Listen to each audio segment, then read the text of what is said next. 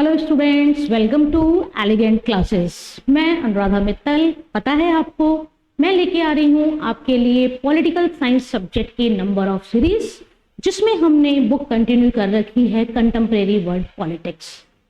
समय समय पर हर वीडियो में हम आपको इन्फॉर्म करते हैं या ये मान लीजिए कि आपको अवेयर करते हैं आपके फ्यूचर के लिए। हमारा जो ये चैनल है, हमारी जो ये कोशिश है, हमारे प्यारे बच्चों के लिए है जो 12th बोर्ड एग्जाम इस वक्त फाइट कर रहे हैं। बोर्ड एग्जाम एक फियर, एक डर और एक आने वाले कैरियर के बारे में सोच को तैयार करना। हर बार हमारी वही लाइन, वही टैगलाइन, हम चाहते हैं हमारे हर बच्चे को उसके फेवरेट कोर्स के साथ उसको मनपसंद यूनिवर्सिटी में एडमिशन मिले। और शायद अब आपको रट भी गया हो, इसलिए आपको प्रिपेयर करना पड़ेगा अपने CUT 2024 के लिए, जिसका एग्जाम की जो एक्सपेक्टेड डेट है वो है 15 मई टू 31 मई 2024। बच्चों, यदि आप चाहते हैं कि 12th के बाद आप उस कोर्स को परस्यू करें जिसके साथ आपने सुनहरे भविष्य के सपने देखे हैं, या जिस सब्जेक्ट को लेकर आप अपने आप को एक अच्छी फील्ड में उतरते हुए देखना चाहते हैं, तो उस सब्जेक्ट की आपको तैयारी 12th के साथ ही करनी होगी। मेरी कोशिश है, मैं बच्चों को तैयार करवा रही हूँ political science subject for your 12th class and CUT exam. हमेशा हम बताते हैं कि हमारा चैनल आपकी हेल्प कर रहा है 12th प्री बोर्ड में अच्छा स्कोर करवाने के लिए, 12th बोर्ड में अच्छा स्कोर करवाने के लिए, और ऑब्वियसली जो हमारा अल्टीमेट एम है CUT 2024 के लिए आपको प्रिपेयर करना। अगर मैं अपने सब्जेक्ट की बात करूं तो आपको पता है कि आपके 12th में 2 बुक हैं और वही ऑलमोस्ट सेम सिलेबस आपका CUT का है। एक जो आपकी बुक है that is related to the Indian politics since independence, यानी 1947 के बाद इंडिया में पॉलिटिक्स का क्या रुख रहा, कैसे कैसे पॉलिटिक्स चेंज हुई, कैसे कैसे पार्टीज चेंज हुई, कैसे one party dominance multi party में सिस्टम में बदला, ये सारी चीजें हमें उस बुक में पढ़नी है। लेकिन जो हमारी बुक आज कंटिन्यू है या अभी हमारी जिसकी सीरीज चल रही है that is contemporary world politics, यानी हम विश्व की महत्वपूर्ण घटनाओं का अध्ययन कर रहे हैं। अगर हम हमारे पिछले टॉपिक्स की बात करें तो पिछले टॉपिक्स में बच्चों हमने, अगर आप CUT का सिलेबस देखेंगे तो उसमें हम 2 यूनिट कंप्लीट कर चुके हैं और आज से हम एक नई यूनिट शुरू करने वाले हैं दैट इज यूनिट 3rd। पिछले यूनिट्स की यदि हम बात करें तो पिछले यूनिट्स में हमने कोल्ड वॉर को कंप्लीट किया है, एरेना ऑफ कोल्ड वॉर को कंप्लीट किया है, नॉन अलाइंड मूवमेंट को कंप्लीट किया है, न्यू इंटरनेशनल इकोनॉमिक ऑर्डर को कंप्लीट किया है, द एंड ऑफ बाइपोलरिटी हमने पढ़ा है, डिसइंटीग्रेशन ऑफ USSR हमने पढ़ा है, features of the Soviet Union system ये हमने स्टडी करी है, and what are the incident that are related to the end of Cold War, वो चीजें भी हमने समझी हैं। ये चीजें हम इसलिए आपको बार बार बताते हैं ताकि अगर आपने हमारी पिछली वीडियोस नहीं देखी हैं तो हमारी प्लेलिस्ट में जाइए और पिछली वीडियोस को आप देखिए। जैसे मैं हमेशा कहती हूँ, political science is an most interesting subject. कुछ प्रेशर नहीं है, कुछ नहीं है, केवल छोटी छोटी कहानियां हैं, सुनना है, समझना है, इंटरेस्ट क्रिएट करना है और दिमाग में रखते जाना है, इसके बाद ये, इसके बाद ये, इसके बाद ये, इसके बाद ये, और सीक्वेंस में जब आप चलते जाएंगे तो आपको पता भी नहीं लगेगा कि आपका सब्जेक्ट कब बहुत सॉलिडली तैयार हो गया। और हम बार बार हमारे स्टूडेंट्स को कहते हैं, हमारे प्यारे बच्चों को हम हमेशा कहते हैं, आपको पॉलिटिकल साइंस से रिलेटेड यदि कोई भी हेल्प चाहिए, कोई क्वेश्चन है आपका, कोई क्वेरी है, किसी पर्टिकुलर वीडियो की डिमांड है, आप बिल्कुल हमें कमेंट करिए। हमारे टेलीग्राम चैनल का लिंक है, वहां आप शेयर करिए। जितना हमसे हो सकेगा उतनी हम कोशिश करेंगे हमारे 12th के बच्चों को अच्छा स्कोर दिलवाने की, 12th बोर्ड में भी और CUT एग्जाम में भी। तो चलिए बच्चों, आज से हम स्टार्ट कर रहे हैं आपकी सिलेबस की 3rd यूनिट, CUT 2024 का जो सिलेबस है उसकी 3rd यूनिट, और ऑब्वियसली ये चैप्टर आपकी 12th की बुक में भी कहीं ना कहीं दिया हुआ है। 3rd यूनिट जो हम स्टार्ट करेंगे that is USA dominance in the world politics, यानी आफ्टर द एंड ऑफ बाइपोलरिटी, यानी जब world becomes the unipolar, USA जो था वो एक सुपर पावर के रूप में निकल कर आया, ठीक है, और जो USSR उसको कंपीट कर रहा था, जो उसका राइवल था, जो उसको हर स्टेप पे चैलेंज दे रहा था, वो क्या हो गया, डिसइंटीग्रेट। क्यों हुआ, कैसे हुआ, ये हम सब पिछली क्लासेस में देख चुके हैं। और आपको नाम याद आ रहा हो, Mikhail Gorbachev. Mikhail Gorbachev was the last president of Soviet Union in 1991। याद करिए, पेरोस्त्राइका एंड ग्लासनोस्ट, है ना, पेरोस्त्राइका रिकंस्ट्रक्टिंग और रीस्ट्रक्चरिंग एंड ग्लासनोस्ट ओपननेस। ये दो पॉलिसीज कहीं ना कहीं सोवियत संघ के विघटन में आप कह सकते हैं एक लास्ट में जो मील का पत्थर साबित हुई, और इन पॉलिसीज के कारण या और भी इंसिडेंट्स के कारण यूएसएसआर क्या हो जाता है, डिसइंटीग्रेट। केवल ये पॉलिसीज नहीं थी, देखिए मैंने पिछली क्लास में बताया मिखाइल गोर्बाचोव, पेरेस्ट्राइका और ग्लासनोस्ट लाए थे for reforms in the USSR.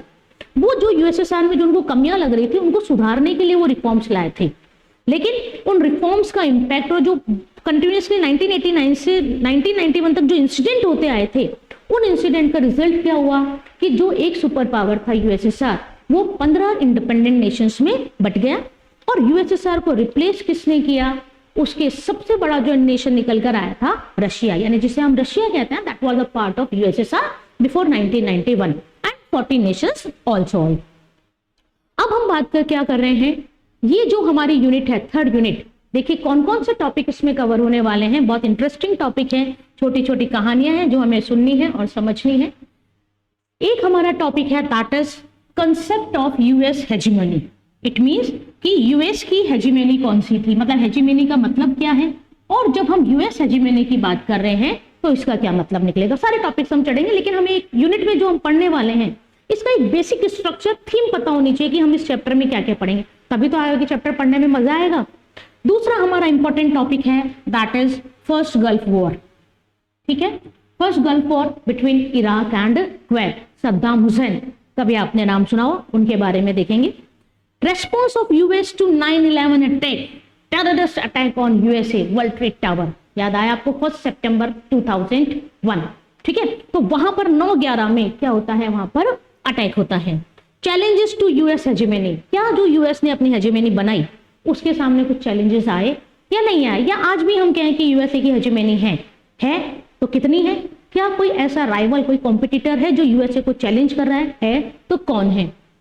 India and USA, India and USA यानी what is the relation of India with USA in the period of USA hegemony and Afghanistan war. These are the important topics that we study in this unit. ठीक है, third unit में जब हम बात करें तो ये आपके इंपॉर्टेंट टॉपिक्स हैं, और हमेशा हम कहते हैं आप सिलेबस उठाइए, चेक करिए, हम वही सारे topics syllabus to syllabus, unit to unit, subject to subject complete आपके करवाते जा रहे हैं। ओके, अब देखिए, अब हम बात करते हैं what is the meaning of hegemony. देखिए यूएसए के नक्शे पर बड़ा बड़ा आपको हेजिमनी दिख रहा है। हेजिमनी मतलब क्या होता है बच्चों, एक डोमिनेंस, आप कह लीजिए एक तरह की दादागिरी, है ना। और वो दादागिरी भी ऐसी नहीं एक आध एरिया में, हर एरिया में जब यूएसए ने अपनी सुपर पावर को मेंटेन किया, अपने आप को रिफ्लेक्ट करने की कोशिश करा, yes I am the grandpa, है ना। इंटरनेशनल रिलेशन में अगर हम देखें तो यूएसए को ग्रैंडपा के रूप में कहा जाता है। ठीक है, तो हेजिमनी आप देख रहे हैं, it is the flag of USA. तो यूएसए की जो हेजिमनी है, हेजिमनी मतलब एक तरह से आप कह सकते हैं कि जो ऑल ओवर द वर्ल्ड है उसमें हर अफेयर्स में इंटरफेरेंस करना और ये सोचना कि मेरे बिना तो ये मसला सुलझेगा ही नहीं, I control all the spheres of the world, it is known as the hegemony. Okay, तो देखिए यहाँ पर what is the meaning of hegemony, it is the type of dominance in each and every sphere of the world politics. ठीक है, हम political science पढ़ रहे हैं तो हम हर चीज को पॉलिटिक्स से रिलेट करके पढ़ेंगे। तो यहाँ पे यदि हम हेजिमनी की बात करें तो देखिए it is the type of dominance. Dominance का मतलब आपको पता है ना, डोमिनेंस का मतलब क्या होता है, जब कोई ऑर्गेनाइजेशन, कोई इंस्टीट्यूट अपनी इच्छा से, अपनी विश के अकॉर्डिंग चाहे कि सब लोग उसके अकॉर्डिंग काम करें और वो करें भी, तो यानी उसका क्या हो रहा है, डोमिनेंस एस्टैब्लिश हो रहा है। It is a type of dominance in each and every sphere, यानी कुछ नहीं छोड़ा, इकोनॉमिक हो, सोशल हो, कल्चर हो, कैसा भी हो, ऑफ वर्ल्ड पॉलिटिक्स, यानी वर्ल्ड में जितनी पॉलिटिक्स हो रही है उसमें यूएसए का इंटरफेरेंस, यूएसए की डोमिनेंस किससे इंडिकेट की जाती है, हेजिमनी से इंडिकेट की जाती है। The world hegemony means the leadership of one state, और ऑब्वियसली विच स्टेट, हम किसकी बात कर रहे हैं, यूएसए की, ओवर अदर्स, यानी all the countries of the world, bye it's economic, political, military and cultural superiority. It means clear? So what is the meaning of hegemony? It is the dominance of USA all over the world politics in each and every area, maybe economic, maybe political, maybe military, or maybe cultural, or all over the four. It means USA ने क्या करा बच्चों, कि अपना जो था, अपनी economy, अपनी पॉलिटिकल, अपनी मिलिट्री, अपनी कल्चर पावर को यूज करके वर्ल्ड की जो दूसरी कंट्रीज पे उन पर अपनी एक तरह से आप कह सकते हैं डोमिनेंस जो स्टैब्लिश करी, उसको ही किससे इंडिकेट किया जाता है? उसको ही यूएसए की हेजेमनी से इंडिकेट किया जाता है। देखिए हर बार मैंने कहा है, पिछली क्लासेस में मैंने कहा है कि इस बुक में हर चैप्टर पिछले चैप्टर से लिंक है ना। अगर आपको यूएस हेजेमनी समझनी है तो आपको थोड़ा सा पिछली वीडियोस हमारी देखनी पड़ेंगी, एक ब्रीफ रिवीजन करना पड़ेगा ताकि आपको समझ में आए। लेकिन हाँ, यहाँ भी मैं आपको शॉर्ट में बता देती हूँ कैसे हम यूएस हेजेमनी को लिंक करेंगे। देखिए हमने सबसे पहला इंसिडेंट पढ़ा था Second World War, period 1939 to 1945। याद करिए, आपने पढ़ा था Second World War started on September 1939 and it is ended on August 1945। फिर आपको याद आ रहा होगा allied powers and axis power. Second World War fought between the allied powers and axis power. Allied powers USA, USSR, France, China, okay, and Britain, and axis power Italy, Germany and Japan on the helping countries. 1945 में जैसे ही America little boy और fat man, याद आ गया होगा आपको, ये nuclear bumps के नाम है जो उन्होंने जापान पे ब्लास्ट किए थे। तो लिटिल बॉय और फैटमैन का जैसे ही यूज करता है 6 अगस्त 1945 और 9 अगस्त 1945 को, वैसे ही ये सेकेंड वर्ल्ड वॉर पूरा का पूरा किस खेमे में चला जाता है? अलाइड पावर्स में, है ना। इट मींस अलाइड पावर्स वोन दी सेकेंड वर्ल्ड वॉर। उसके बाद याद करिए आपने पढ़ा था कोल्ड वॉर। जैसे ही सेकेंड वर्ल्ड वॉर खत्म हुआ, वर्ल्ड बिकम्स द बाइपोलर, यानी जो महाशक्तियां थी ब्रिटेन, फ्रांस और चाइना, उनकी पावर थोड़ी कम हो गई और दो कंट्रीज जिनको बेनिफिट हुआ इस वर्ल्ड वॉर से, that is USA and USSR, and they becomes the super power. और इनके बीच में जो रिलेशन चला from the period of 1945 to 1991, it is indicated as the Cold War. 1945 से लेकर 1991 तक यूएसए और यूएसएसआर के जो रिलेशंस थे उनको क्या कहा जाता है? कोल्ड वॉर कहा जाता है। यानी बिना वेपन्स के, बिना न्यूक्लियर वेपन्स के, बिना वायलेंस के एक दूसरे की पावर को कमजोर करने में ये लगे हुए थे और दोनों ही चाह रहे थे कि हम सुपर पावर निकले और दूसरे को खत्म कर दें। रीजन आपको पता है, एक तो यही था, both want become the world unipolar, और दूसरा conflict between the ideology capitalism and communism. USSR supports the ideology of communism and USSR supports the ideology of communism and USA supports the ideology of capitalism. It is a slip of tongue. Okay. उसके बाद देखिए क्या हुआ 1991, पिछली class हमारी, the end of bipolarity। 1991 में USSR जो था वो 15 इंडिपेंडेंट नेशंस में डिसइंटीग्रेट हो गया और डिसइंटीग्रेट होते ही वर्ल्ड जो बाइपोलर था वो किस में बदल गया? यूनिपोलर वर्ल्ड में बदल गया। यानी after the 1991 world becomes the unipolar. It means only single superpower, that is USA. And जब USA सिंगल सुपर पावर रह गया, मतलब एक अकेला रह गया, मैं ही सब कुछ, है ना, तो ऑब्वियसली उसने क्या एस्टैब्लिश करी? अपनी हेजेमनी एस्टैब्लिश करी। It is the series that we study and it is we continued. Okay, Second World War हुआ। सेकेंड वर्ल्ड वॉर के बाद जो अलाइड पावर्स जीती उनमें से 2 सुपर पावर्स निकल कर आई। उन 2 सुपर पावर्स में जो रिलेशन रहा 1991 तक, उसे किससे इंडिकेट करते हैं? कोल्ड वॉर से इंडिकेट करते हैं। कोल्ड वॉर क्या होता है? Struggle between the US and USSR without the use of weapons and violence. End of bipolarity 1991 में यूएसएसआर यूएसए से टकराते डिसइंटीग्रेट हो जाता है because of the different number of reason, policies of perestroika, glasnost, democratic movement in the USSR nation, etcetera we study in the previous classes. And when the USSR disintegrate, the world becomes the unipolar. It means only single superpower USA. और obviously जब मैं ही super power, सब कुछ मैं ही हूं, तो बेवकूफ हूं जो हेजेमनी स्टैब्लिश ना करूं। तो जब यूएसए सिंगल सुपर पावर रह गया तो उसने क्या ट्राई करी? अपनी हेजेमनी स्टैब्लिश करने की, यानी control the world on each and every sphere, economically, politically, socially, culturally, military, all sphere, all methods are used to establish the USA hegemony in over the world politics. Okay, चलिए, ये तो मतलब हुआ what is the meaning of USA hegemony। आपके पास question किस तरह से आता है? What is the meaning of USA hegemony? Okay, the simple meaning of USA hegemony is when the USSR disintegrate, then world becomes the unipolar. It means only single superpower, that is USA. And USA tried to control the world politics according to his wish. And he established his dominance in each and every sphere or each and every area may be economic, may be political, may be military और may be cultural, and it is the appropriate definition of the USA hegemony. ठीक है, आसान भाषा में USSR के disintegrate करने के बाद जब अमेरिका ही सुपर पावर रहा और अमेरिका ने वर्ल्ड के हर एरिया पर, हर स्फीयर पर अपनी जो डोमिनेंस एस्टैब्लिश करी, उसको हम क्या कहते हैं? यूएसए हेजेमनी कहते हैं। Clear student? It is the clear cut meaning of US hegemony. मैं आपको बहुत आसान भाषा में, बहुत टिपिकल लैंग्वेज में चीजें नहीं बताती, हमें चीजें समझनी है और फिर लिखनी है ना। बिना समझे लिखेंगे तो कुछ भी लिख देंगे, लेकिन जब आपको हेजेमनी का कंसेप्ट क्लियर हो गया, क्या क्या कंसेप्ट क्लियर हुआ? यूएसए डिसइंटीग्रेट हुआ, पहला पॉइंट क्लियर। यूएसए डिसइंटीग्रेट हुआ तो वर्ल्ड यूनिपोलर हुआ, दूसरा पॉइंट क्लियर। यूनिपोलर हुआ इसका मतलब केवल एक सुपर पावर रह गया, यूएसए, थर्ड पॉइंट क्लियर। जब यूएसए सुपर पावर हो गया तो उसने वर्ल्ड पॉलिटिक्स को इन्फ्लुएंस किया, डोमिनेंस किया, अगला पॉइंट। डोमिनेंस किस किस एरिया में किया? ईच एंड एवरी एरिया में किया। कौन से एरिया ईच एंड एवरी भी? Some examples are economic, political, cultural and military. इसी को हमने क्या कह दिया? US hegemony. अब पूरा मिला के लिख दीजिए, आपका तैयार हो गया आंसर यूएस हेजेमनी का। क्लियर? अब हमें क्या देखने हैं? हमें वो इंसिडेंट्स देखने हैं, वो कहानियां सुननी है जिनको सुनकर लगे अमेरिका की दादागिरी तो चल निकली, है ना। अमेरिका की यूएस हेजेमनी तो एस्टैब्लिश हो गई। तो यही एक इंसिडेंट आपका निकल कर आता है, that is first Gulf war, प्रथम खाड़ी युद्ध। यहां आप स्क्रीन पे देख रहे हैं, क्या आप पहचानते ही नहीं कौन है? Saddam Hussain, leader of Iraq, है ना। कहीं ना कहीं आपने कभी ना कभी जरूर इनका नाम सुना होगा। चेहरे पे देखिए तेवर, किसी को नहीं छोड़ूंगा, लग रहा है ना कुछ ऐसे ही कुछ इनके रुख थे, ऐसे ही इन्होंने कुछ कारनामे किए थे, ठीक है, जिनके कारण से हम इनको आज पढ़ रहे हैं। लीडर हैं सद्दाम हुसैन, और आप देख रहे हैं किस कंट्री के लीडर हैं? ये इराक के। अब देखिए हमें पढ़ना क्या है? हमें पढ़ना है फर्स्ट गल्फ वॉर, प्रथम खाड़ी युद्ध। तो पहले हम थोड़ा इसका ब्रीफ में देखते हैं, फिर आगे डिटेल में पढ़ते हैं ये खाड़ी युद्ध है क्या और किस तरह से इसमें प्रॉब्लम्स क्रिएट हुई।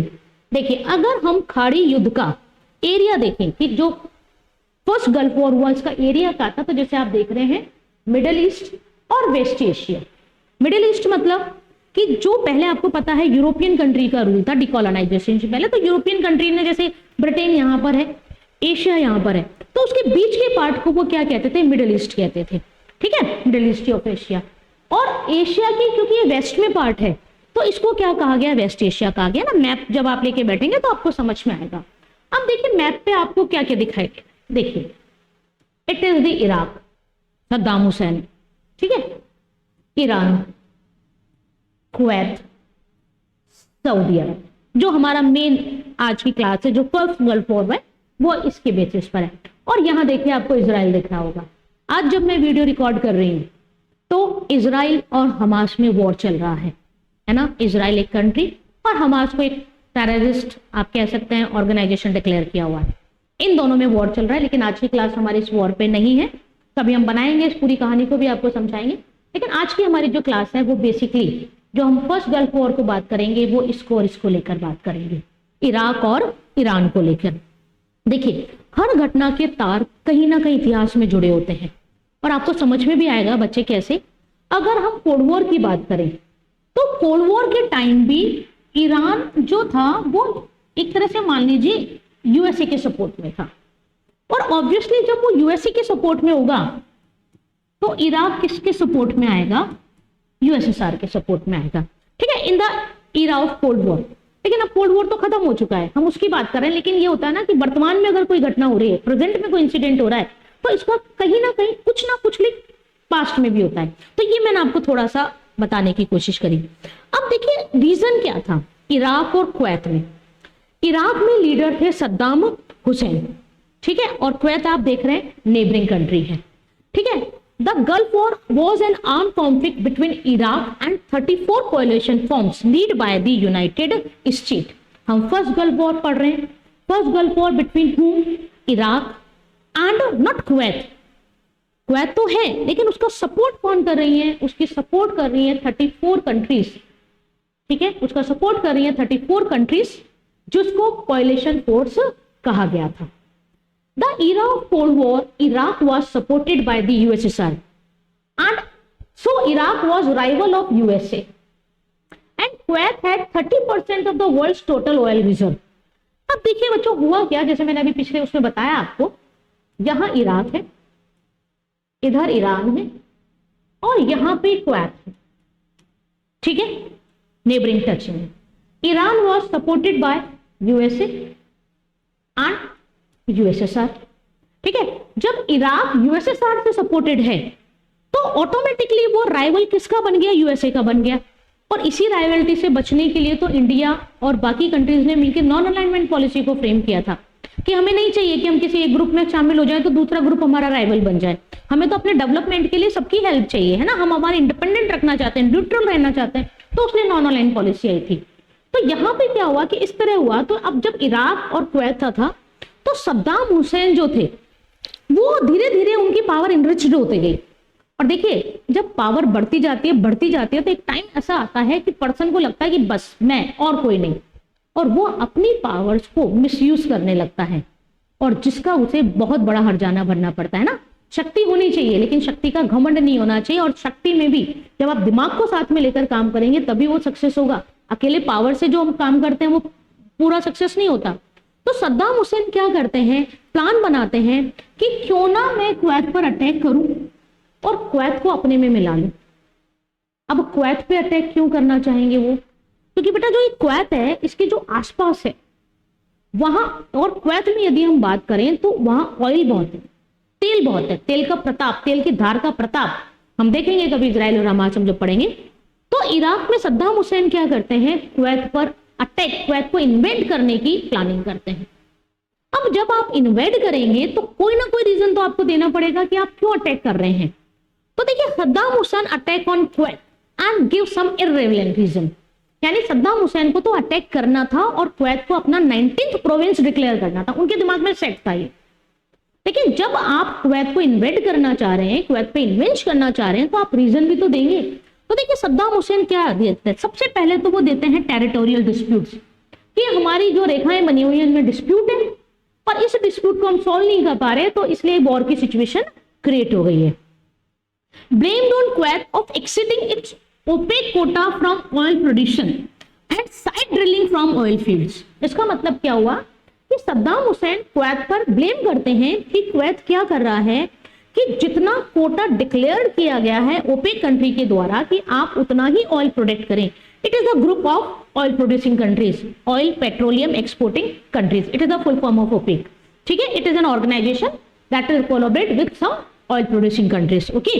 तो ये जो ओपेक है ये डिसाइड करती है कि कौन सी कंट्री कितना बैरल ऑयल प्रोड्यूस करेगी, किस रेट में डालेगी, क्या हमारा इंपोर्ट होगा, क्या एक्सपोर्ट होगा, ये कंट्रीज मिलकर इसे डिसाइड करती हैं। तो सद्दाम हुसैन कुवैत पर क्या ब्लेम करते हैं कि सद्दाम हुसैन जो ओपेक ने कोटा डिक्लेयर किया है कि आप इतना मात्रा में ऑयल प्रोड्यूस करेंगे, उससे ज्यादा ऑयल प्रोड्यूस कर रहे हैं, ठीक है। और क्या कर रहे हैं कि ये साइड ड्रिलिंग और कर ले, मतलब इसका एरिया यहाँ है, यहाँ से उसको ऑयल निकालना है, तो यहाँ से तो ऑयल निकाल ही रहा है, लेकिन साइड ड्रिलिंग मतलब जहां जहां यहाँ ऑयल है, क्योंकि मिडिल ईस्ट में ऑयल ही ऑयल है, वहां से भी ये निकाल रहा है, यानी उसको रोकिए। मतलब आपके, और फिर वो क्या कहते हैं कि यदि आप ऑयल का प्रोडक्शन ज्यादा करेंगे, किसी भी चीज का उत्पादन बहुत ज्यादा हो जाता है, तो आपने इकोनॉमिक्स में पढ़ा होगा, उसकी प्राइसेस कम हो जाती है। तो सद्दाम हुसैन अगला ब्लेम क्या लगाते हैं कि कुवैत एक्सेसिव अमाउंट में ऑयल को प्रोड्यूस कर रहा है, तो उस प्रोड्यूस करने के कारण क्या हो रहा है, ऑयल की जो प्राइसेस हैं वो गिर रही हैं। प्रोड्यूस तो आप कर रहे हो लेकिन ऑयल की प्राइसेस गिर रही हैं, तो नुकसान हम सबको उठाना पड़ रहा है। तो ऐसा उन्होंने ब्लेम लगाया। तो वो क्या करते हैं, इन ब्लेम के बेसिस पर क्या क्या ब्लेम लगाया सद्दाम हुसैन ने कुवैत पर।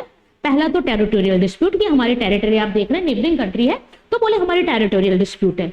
दूसरा ब्लेम उन्होंने क्या लगाया कि जितना ओपेक जो ऑर्गेनाइजेशन है उसने कुवैत का कोटा डिसाइड किया है कि इतनी ही मात्रा में वो इतने ही बैरल ऑयल प्रोड्यूस करे, उससे ज्यादा वो कर रहे हैं। और तीसरा ब्लेम क्या लगाया कि वो तो प्रोड्यूस ज्यादा कर रहे हैं, अपने एरिया में से तो कर रहे हैं, वो कर ही रहे हैं, लेकिन वो साइड ड्रिलिंग और कर रहे हैं, यानी साइड जो उनके एरिया के आसपास के एरिया हैं वहां से भी वो ऑयल प्रोड्यूस कर रहे हैं। और नुकसान क्या बताया कि अगर बहुत ज्यादा इनके ऑयल प्रोड्यूस करने से क्या हो रहा है, वर्ल्ड में ऑयल की प्राइसेस फॉल डाउन हो रही हैं। तो इन सबको ब्लेम लगाते हुए सद्दाम हुसैन क्या करते हैं, the Iraq invention on started on 2 अगस्त 1990, यानी 2 अगस्त 1990 को सद्दाम हुसैन बॉम्बिंग करते हैं। कहां पर, इराक, कुवैत सिटी पर, कुवैत के पार्लियामेंट पर, पढ़ेंगे हम आगे। तो बच्चों यहां तक बात आई है आपको समझ में। हमारा टॉपिक क्या चल रहा है? हमारा टॉपिक चल रहा है फर्स्ट गल्फ वॉर, जिसमें हम क्या इंडिकेट करने की कोशिश कर रहे हैं? US hegemony. ठीक है, यानी गल्फ वॉर में कैसे यूएस अपनी हेजिमनी एस्टैब्लिश करता है। गल्फ वॉर किस किस के बीच? बेसिकली यदि हम देखें तो इराक और कुवैत के बीच। इराक के लीडर कौन थे? सद्दाम हुसैन। लेकिन इस वक्त कुवैत का साथ जो दिया था यूएनओ ने दिया था। यूएनओ ने कोalition फोर्स बनाई थी 34 कंट्रीज की, तो कुवैत के सपोर्ट में वो खड़े हुए थे। सद्दाम हुसैन क्या करते हैं 1990 में, अगस्त 1990 में कुवैत को, मतलब प्लानिंग तो पहले से थी, इन्वेड करने की सोचते हैं कि मैं कुवैत को इन्वेड करूं और अपने एरिया में मिला लूं तो मेरी बाउंड्री एक्सपेंड हो जाएगी, ऑयल जो एरिया है मेरे पास ज्यादा हो जाएगा। सद्दाम हुसैन जब अटैक करने की प्लानिंग करते हैं और अटैक करते हैं तो वर्ल्ड के सामने कुछ रिलेवेंट रीजन रखते हैं, just like territorial dispute, Kuwait produce more quota of oil as decided by the OPEC, side drilling, and because of these actions oil prices are fall down in the world, and because of this blame Saddam Hussein or Iraq invade the Kuwait started on 2nd August 1990 and start bombing on Kuwait city। उसके बाद ये देखिए आगे की कहानी क्या होता है। Iraqi army attacks on the parliament of Kuwait. Iraq की जो आर्मी है वो क्या करती है? कुवैत की पार्लियामेंट पे अटैक करती है ना। सबसे पहले उन्होंने किस पे अटैक किया? कुवैत की पार्लियामेंट पे वो अटैक करती है। ठीक है, after just the 2 days whole Kuwait occupied by the Iraq. देखिए it is the most important line. 2 दिन के अंदर अंदर जो कुवैत था उसको किसने ऑक्यूपाइड कर लिया? इराक ने ऑक्यूपाई कर लिया। ओनली विद इन 2 days, 2 दिन का युद्ध। और क्या हुआ? Kuwait is occupied by the Iraq, occupied by the Saddam Hussein. ठीक है, जब हम पढ़ते हैं तो हमें वर्ल्ड के सिनेरियो को याद रखना होगा। ठीक है, कि उस वक्त क्या हुआ, उस वक्त और कौन कौन से लीडर्स थे। तो देखिए आपको 2 नाम याद रखने रहेंगे कि जब ये हो रहा था काम, तो उस वक्त यदि हम ब्रिटेन में बात करें तो ब्रिटेन में जो पीएम थी वो थी Margaret Thatcher, first female prime minister of Britain. उसके बाद तो थेरेसा मे भी बनी है सेकेंड, लेकिन फर्स्ट की बात यदि हम बात करें तो फर्स्ट प्राइम मिनिस्टर थी ब्रिटेन की women prime minister, that is Margaret Thatcher. और यूएसए में जो प्रेसिडेंट थे जॉर्ज बुश, बहुत याद रखना, ये बहुत याद आता है गल्फ वॉर में, बहुत पूछा जाता है आपसे, है ना, सीनियर बुश और जूनियर बुश। जूनियर बुश भी बाद में पढ़ेंगे। अभी जॉर्ज बुश उस वक्त क्या थे? यूएसए के प्रेसिडेंट थे।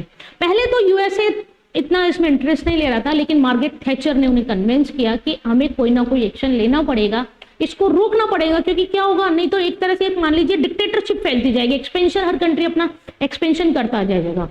तो उनके कहने से फिर बाद में मार्गरेट ब्रिटेन और यूएसए क्या करते हैं, और उनके साथ पूरा वर्ल्ड कंडम करता है इराक के सेक्शन को, यानी जो सद्दाम हुसैन अटैक करते हैं कुवैत पे, है ना, उसको पूरा का पूरा विश्व उसकी आलोचना करने लगते हैं और वो कहते हैं कि ये तो गलत है, आपको ऐसा नहीं करना चाहिए। आप किसी भी कंट्री पे अननेसेसरी अटैक करके आप तो एक इंपीरियलिज्म की पॉलिसी को फ्रेम कर रहे हैं। याद आया इंपीरियलिज्म? इंपीरियलिज्म का मतलब क्या हुआ कि अटैक करिए और दूसरी कंट्री को अपनी बाउंड्री में मिला लीजिए, it is the policy of imperialism. तो whole world with Britain and USA condemn this action of the Iraq. And आपको लीडर्स के नाम याद रखने हैं। जब खाड़ी युद्ध था, जब फर्स्ट गल्फ वॉर था, तो ब्रिटिश प्राइम मिनिस्टर थी मार्गरेट थैचर और यूएसए के प्रेसिडेंट थे जॉर्ज बुश। अब जब इस तरह की बात हुई तो आपको पता है थोड़ा बहुत कि 1945 में यूएनओ एस्टैब्लिश हो जाता है ना। 24 अक्टूबर 1945 को एक इंटरनेशनल ऑर्गेनाइजेशन बनती है जिसका नाम है UNO, United Nation of Organization. 51 countries के साथ बनी थी, लेकिन आज यदि हम बात करें तो आज इसमें कितनी कंट्रीज इन्वॉल्व हैं? 193। और यदि हम यूएनओ का मेजर फंक्शन देखें कि यूएनओ क्यों फ्रेम हुआ, तो यूएनओ का मेन फ्रेम होने का कारण था वर्ल्ड पीस, और आसान भाषा में हम करें secure the world from third world war, है ना। जो वर्ल्ड है, 2 वर्ल्ड वॉर झेल चुके हैं हम, first world war, second World war. अब यूएनओ को ये सोच के बनाया गया कि अब विश्व में तीसरा विश्व युद्ध नहीं होना चाहिए। कोई भी कंट्री डिस्प्यूट है, कोई भी वॉर है, तो UNO behave like intermediate and try to solve dispute with the peaceful means, not with the violence. तो क्या किया गया, इस प्रॉब्लम को कहां प्रेजेंट किया गया? इस प्रॉब्लम को प्रेजेंट किया जाता है यूएनओ में। यूएनओ जब प्रेजेंट करता है तो देखिए वही यूएसए हेजिमनी, है ना। यूएनओ में जब आप पढ़ेंगे तो हम पढ़ेंगे UNO have 5 permanent members in security council, और उन 5 परमानेंट मेंबर्स में नाम आता है यूएसए। आज की तारीख में हम बात करें तो Russia, France, China and UK. These are the 5 permanent members of Security Council of UNO. अब आप देखिए, अगर आप इन कंट्रीज को पढ़ेंगे, इनके नाम पढ़ेंगे, तो आपको झट से दिमाग में आएगा allied powers. These all are the allied powers, यानी इन्हें परमानेंट मेंबरशिप लेने के लिए कुछ बहुत ज्यादा एफर्ट नहीं किया, लेकिन जिस ग्रुप के लीडर्स ने सेकेंड वर्ल्ड वॉर जीता, दे becomes automatically permanent member of UNO. तो ये सब मिलकर बात करते हैं और क्या करते हैं, यूएनओ एक रेजोल्यूशन पास करता है अगेंस्ट द इराक 650, यानी कि सद्दाम हुसैन को मिलकर क्या करना पड़ेगा, हमें रोकना पड़ेगा, यानी इराक का जो इन्वेड है उसको हमें कंट्रोल करना पड़ेगा, है ना। आया बच्चों समझ में? ये था इराक और कुवैत का डिस्प्यूट, ठीक है। इराक में लीडर कौन थे? सद्दाम हुसैन। इराक क्या करता है, कुवैत को इन्वेड करने की कोशिश करता है 1990 में और कुवैत पर अटैक करता है, ठीक है। जब वो कुवैत पर अटैक करता है तो उसके रीजन, बेसिक रीजन क्या था कि वो कुवैत को अपने एरिया में मिलाकर उसको अपनी 19th प्रोविंस डिक्लेयर कर देता है। 2 अगस्त 1990 को अटैक करता है, फिर आपने पढ़ा 2 दिन के अंदर अंदर all Kuwait is captured by the Iraq, यानी under the control of the Iraq. जब इस तरह से होता है तो जो अलाइड पावर्स हैं, जो यूएनओ है, वो इसके बारे में एक्शन लेता है, रेजोल्यूशन पास करता है और ये निकाला जाता है resolution, we must stop this action of Saddam Hussein, ठीक है। जब ये एक्शन लिया जाता है तो कोalition फोर्स बनती है, मैंने बताया यूएनओ की उससे जितनी कंट्रीज थी वो मिलकर कोalition फोर्स बनाती हैं, तो इराक को रोकने के लिए 34 कंट्रीज मिलती हैं। और इनको लीड कौन कर रहा था? इनको लीड कर रहा था यूएसए, और ऑब्वियसली यूएसए हेजेमनी, तो लीड कौन करेगा? यूएसए ही लीड करेगा। तो यूएसए की लीडरशिप में 75% ऑफ आर्मी और 75% leading area of the USA. तो यूएसए के लीडिंग एरिया में, यूएसए के सपोर्ट से यूएनओ में एक रेजोल्यूशन पास हुआ, 34 कंट्रीज की कोalition फोर्स बनी, जिसका काम क्या था? कुवैत को सपोर्ट करना और सद्दाम हुसैन को रोकना। तो देखिए, जब इस तरह के वॉर होते हैं तो जो एक्शंस लिए जाते हैं उनको अलग अलग ऑपरेशंस के नाम दिए जाते हैं। तो यदि हम गल्फ वॉर की बात करें तो गल्फ वॉर से रिलेटेड जो ऑपरेशन है 2 बिल्कुल आपको याद रखना है। एक ऑपरेशन है आपका डेजर्ट शील्ड और दूसरा ऑपरेशन है आपका Desert Storm. Both are related to the Gulf War. दोनों ही ऑपरेशन किससे रिलेटेड है? गल्फ वॉर से रिलेटेड है। आप देख रहे हैं स्क्रीन पे, एक ऑपरेशन हमारा है ऑपरेशन डेजर्ट शील्ड और दूसरा है ऑपरेशन डेजर्ट स्टॉर्म। देखिए यहाँ पर, आप समझे दोनों को? इतना आपको समझ में आ गया। These both operations are related to the first Gulf War. दोनों ही ऑपरेशन फर्स्ट गल्फ वॉर से रिलेटेड है। यूएनओ और यूएसए की लीडिंग उसमें करा गया, लीडरशिप में किए गए हैं। और मोटिव क्या है? जो सद्दाम हुसैन का एक्शन है उसको कंट्रोल करना, उसके इन्वेड को रोकना। द कोalition एफर्ट्स याद है, 34 कंट्रीज अगेंस्ट इराक, यानी ये जो ऑपरेशंस हैं वो किसके अगेंस्ट में है? इराक के अगेंस्ट में है। और कौन कर रहा है? कोalition एफर्ट्स है, कोalition फोर्स कर रही है। वर कैरिड आउट इन 2 की फेसेस, यानी जो सद्दाम हुसैन को रोकने की कोशिश की जा रही थी वो फर्स्ट और सेकेंड 2 की फेसेस में की गई। पहला फेज कहलाता है ऑपरेशन डेजर्ट शील्ड और दूसरा ऑपरेशन कहलाता है Operation Desert Storm. Operation Desert Shield which mark the military buildup from August 1990 to January 1991, है ना, कि जैसे ये इराक था, यहाँ पे कुवैत पर अटैक कर रहा है, तो ऑपरेशन डेजर्ट शील्ड के तहत क्या हुआ कि ऐसे एक आर्मी है ना बिठा दी गई कंट्रोल करने के लिए। भाई आप कंट्रोल करने के लिए क्या किया? उस आर्मी को चारों तरफ एक डेजर्ट शील्ड का मतलब क्या होता है? कवर कर लेना। तो उस एरिया को कवर करने के लिए क्या बनाया गया? ये वाला पहला ऑपरेशन चलाया गया, ऑपरेशन डेजर्ट शील्ड। ध्यान रखना है बेटा, डेजर्ट शील्ड और desert storm, 2 important operations that are started by the coalition force against the Iraq and leader was Saddam Hussein. मोटिव क्या है दोनों का? To restrict, to stop the invade of Kuwait by the Iraq और by the Saddam Hussein. Okay, क्योंकि छोटा छोटा भी आपसे पूछा जा सकता है 1 मार्क्स में, 2 मार्क्स में, तो जरूरी नहीं हम पूरी कहानी लिखे, आपको मीनिंग पता होना चाहिए। ऑपरेशन डेजर्ट शील्ड पहले और ऑपरेशन डेजर्ट स्टॉर्म बाद में। 1990 टू 1991 तक जो ऑपरेशन चला उसे ऑपरेशन डेजर्ट शील्ड कहा। और एक शील्ड की तरह कुवैत को क्या किया गया? प्रोटेक्ट किया गया, आर्मी को चारों तरफ बॉर्डर्स पर भेजा गया। और फिर स्टॉर्म, तूफान, फिर क्या किया गया? Which began with the aerial bombing campaign against Iraq on 17 January 1991। यानी फिर क्या हुआ? आपने पूरा शील्ड कर लिया, कवर कर लिया, आप हो जाएंगे, आप देखिएगा नेट पे डाल के, यूट्यूब पे डाल के पिक्चर देखिए, आपको ऐसे प्लेन प्लेन प्लेन इतना, मतलब आप देखेंगे तो आप सोचेंगे क्या है ये।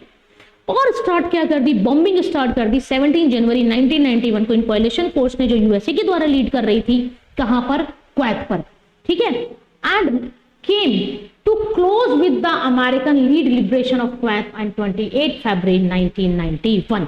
28 फरवरी 1991 को यूएसए की लीडरशिप में जो कोएलिशन जो फोर्सेस थी वो क्या करवा लेती हैं, क्वैत को लिबरेट करवा लेती हैं, क्वैत को फ्रीडम दिलवा लेती हैं। लेकिन मतलब इस वॉर के बारे में एक खास बात बहुत इंपॉर्टेंट चीज है इस वॉर के बारे में, कि ये जो वॉर था इसका आप कह सकते हैं लाइव कास्ट हो रहा था, यानी वहां वॉर चल रही है और पीपल्स अपने घर में बैठे बैठे वॉर का लाइव टेलीकास्ट देख रहे हैं, जैसे मैच का, है ना। मुझे याद आया, आज हम वीडियो रिकॉर्ड कर रहे हैं, कल इंडिया ऑस्ट्रेलिया का जो मैच था, सॉरी इंडिया और अफगानिस्तान का जो मैच था, तो जैसे हम मैच देखते हैं लाइव टेलीकास्ट, वैसे ही इस वॉर का लाइव टेलीकास्ट पीपल्स देख रहे थे और ऐसा लग रहा था कि हम एक बहुत मतलब हाई क्वालिटी वीडियो गेम खेल रहे हैं।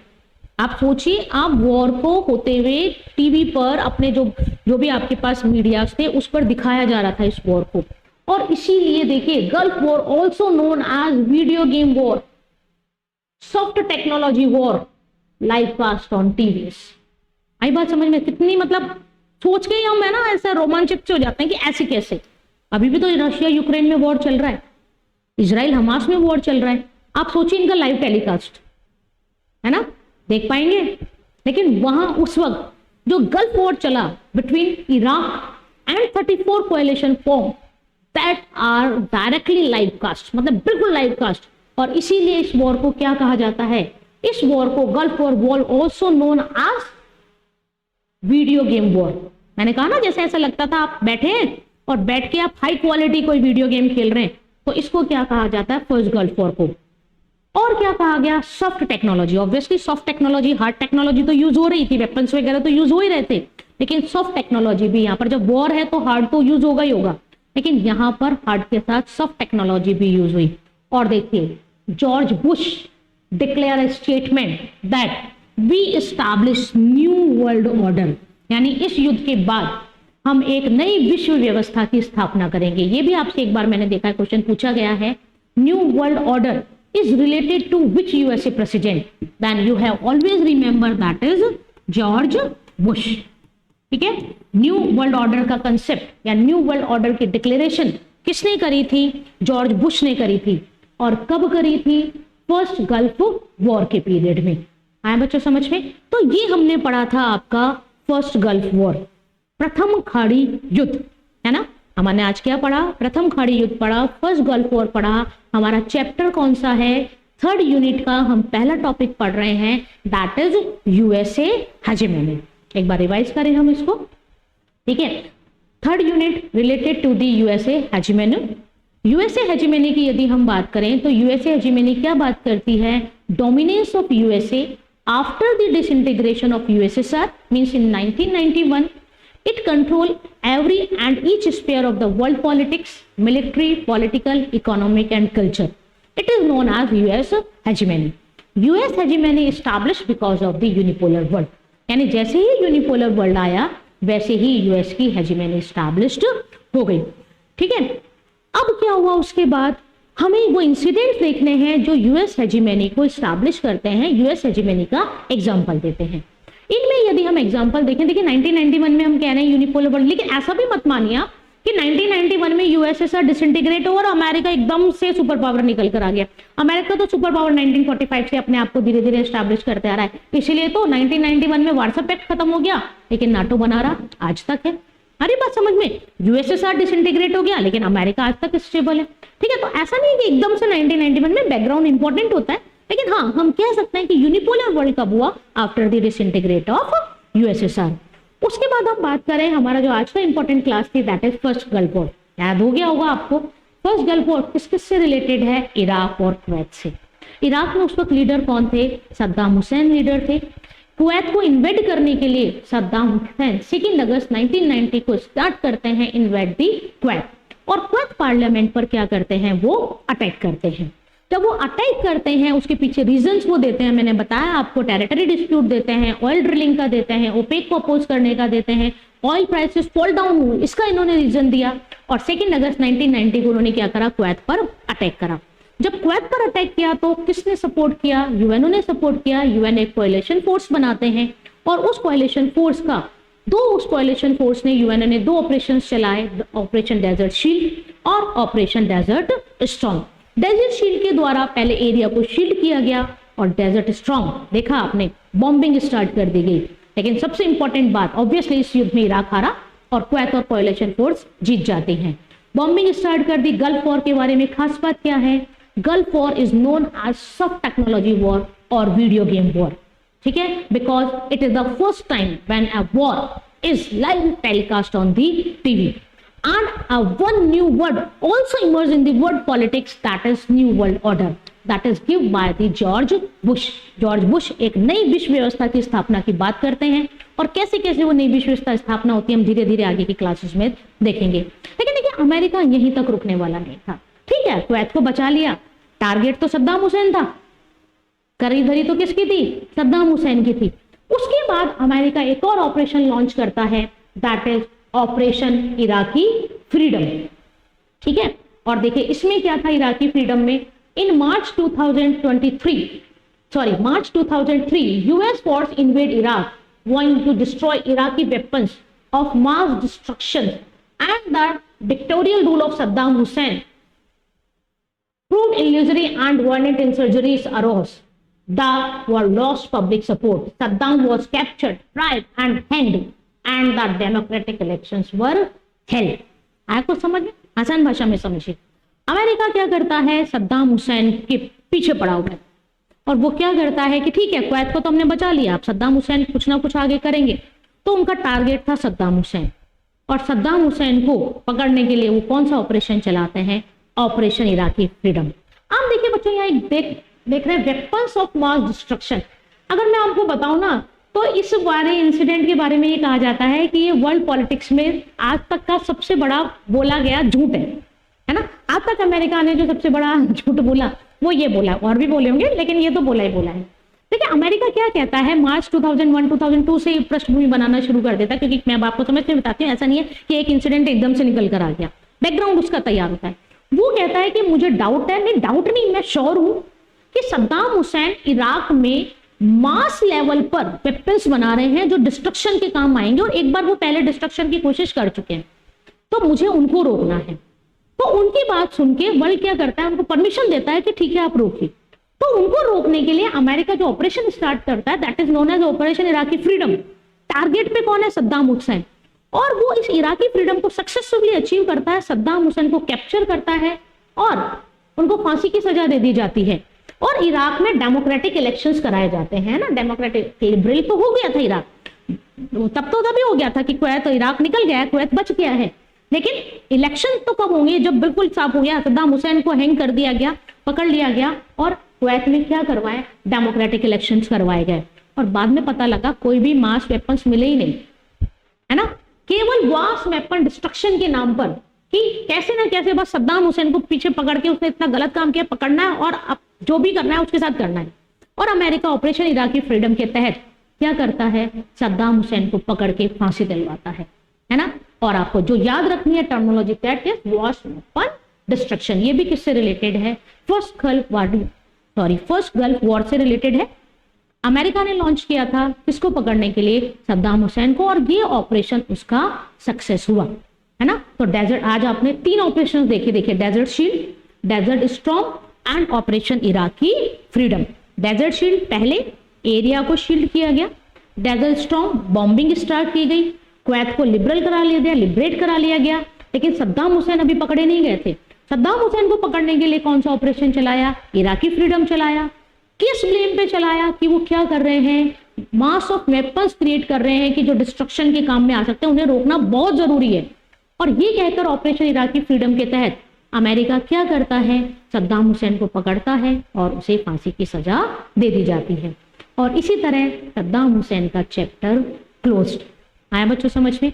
तो ये था हमारा first Gulf war, that establish, that explain the hegemony of USA, कि कैसे यूएसए ने अपनी हेजिमनी स्टैब्लिश करी, कैसे एक लीडर की तरह निकल कर आया, कुवैत को बचाया, सद्दाम हुसैन को फंसाया और अपने आप को प्रूव किया, yes I am the super power, है ना। यूएनओ स्टैब्लिश हुआ, यूएनओ के स्टैब्लिशमेंट में भी कहीं ना कहीं यूएसए की हेजिमनी दिखती है यहाँ पर, ठीक है। इसके बाद अगर हम बात करें तो देखिए अभी ये देखिए क्या है, ये देखा है, शायद इसको देखकर आपको कुछ याद आए।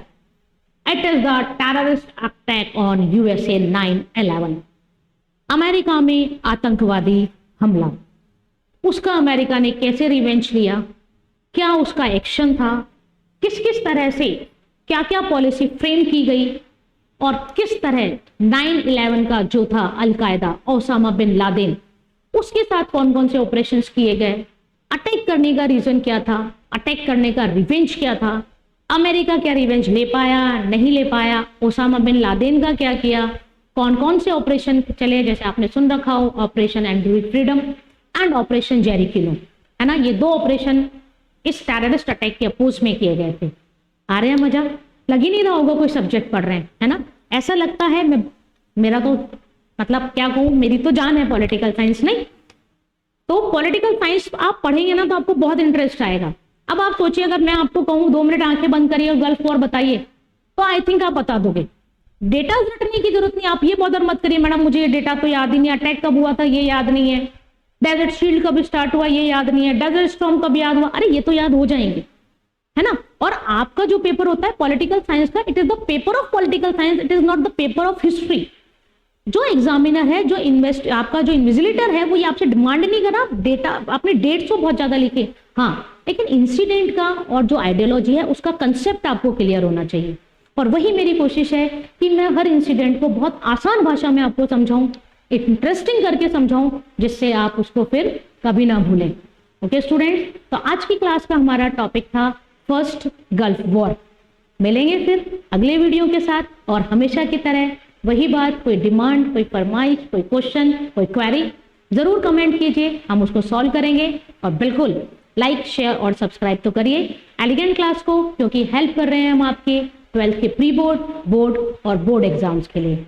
Thank you, all the best and have a nice day. मिलते हैं नए टॉपिक के साथ। पता है आपको हमारा अगला टॉपिक कौन सा होगा? Terrorist attack on USA on 9/11 and operation enduring freedom, operation Geronimo, and what happened with Osama bin Laden. Thank you. Have a good day.